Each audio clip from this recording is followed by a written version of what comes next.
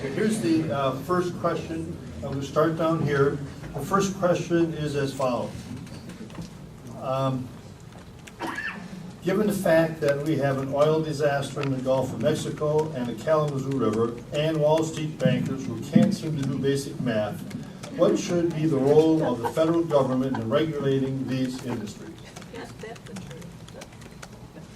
The federal government really should not have any role in it. And that might seem like an unusual statement, but private companies should take responsibility for the messes they make. And there's things called insurance companies that they can insure to cover these costs. What's happening with disasters like BP and other locations where we've had oil spills is the government has protected these companies and they've only paid a small portion of the cleanup. And guess who pays for the rest? We the people. And it's time, if these companies want to make big money, they need to take out the insurance policies and cover the cost and take responsibility for the messes they make. The free market works. The government only needs to be there for oversight to make sure that they follow the rules as outlined by the law. Thank you. Justin?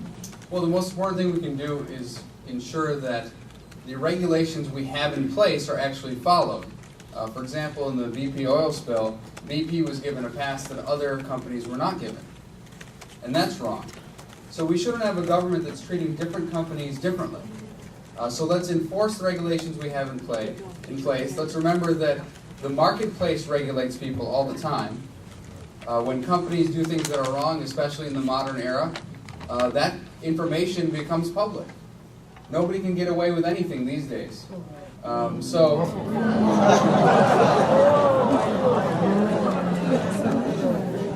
If something goes wrong, it becomes public. It goes on the internet, it goes out to the media. And so people are held accountable naturally. And so I want to make sure we enforce the regulations we have in place. We look at them to make sure that they're the right regulations, that they are on board with what we need, and then make sure that the marketplace is doing its job. Well, it's more than the marketplace. Because when you wait for a delayed market response to determine whether a company or a product is good and works or is bad, people and the environment can be harmed. Do you want your child to be the one burning up in pajamas for the market to decide, oh, that's a bad product? Or to eat the contaminated food for the market to realize that's a bad product? People who talk about free market and lack of market regulation always forget that there's a cost, a human cost or an environmental cost, due to the harm and the consequences of the lack of regulatory oversight. There is a balance. I've been a business lawyer. I understand the balance between government regulation and businesses being allowed to do what they need to do, which is to create jobs and a profit. But there has to be effective enforcement as well as effective regulations. And when people go to government who don't believe in government, you don't get that. And that's what happened in the Gulf. Because people were in that agency. One of the reasons they weren't regulating BP, and BP was a repeat offender, and BP was given a pass, was because there were people that were charged with oversight that didn't do their jobs because they were appointed by people who don't believe in regulation. And so we have to be back to common sense and a balance. We can't go swing too far either way. We got to keep the balance and practical sense and protect our environment and protect our people. That is the paramount job of the government. Thank you. Now we have 1 minute each to rebut or whatever you want to say. Nobody gets away with anything. I find that American people don't get away with anything, but all the politicians in Washington, all the people with self-interest, they get away with it all. It doesn't get prosecuted. It don't get investigated. And guess who pays the bills? We do. Who goes to jail? We do.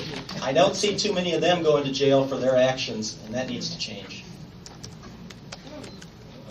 I think, again, we need to have a balance. We need to enforce existing regulations. We should always look at these regulations, make sure that they are the right regulations that are in place, that they're not overreaching or not going far enough. We've got to make sure that we have regulations that are just right, and that they need to be enforced evenly. So one company is not getting a benefit when other companies are forced to comply with stricter regulations. And we should always remain skeptical of things that we put in place as members of Congress. We are not perfect. We make mistakes. And so we need to look carefully at what we do, think about them, and not assume that just because a regulation is in place that it's exactly the right regulation. It's true. I mean, we do have to make sure the regulations are in place. But we also don't hear them talking about any new regulations either, do you? New regulations like the ones that would protect seniors from being having the utilities shut off. So we've always got the government and the Constitution are always evolving. We're always coming across new technologies, new challenges, and we've got to have a government that is reactive to those and is thinking ahead prospectively to fix problems using common sense and working together regardless of ideology and regardless of party, because that is so what is wrong in Washington right now. And that's the message of this election, is that the voters, and this is not a Republican year, it's not a Democratic year, voters are mad at both parties, folks. That's what I'm hearing throughout the district, as I'm talking to thousands of voters. They're mad at both parties. They're tired of it being all about the politicians. It's all about them and their careers, who's in power, who's not in power, whose career wants to get advanced, get a better office, get a better parking spot, their personal ideology. It's not about us, the politicians. It's about you, the people, and solving your problems. That's why I want to go to Congress, because I want to work to solve your problems and get things done and help this district.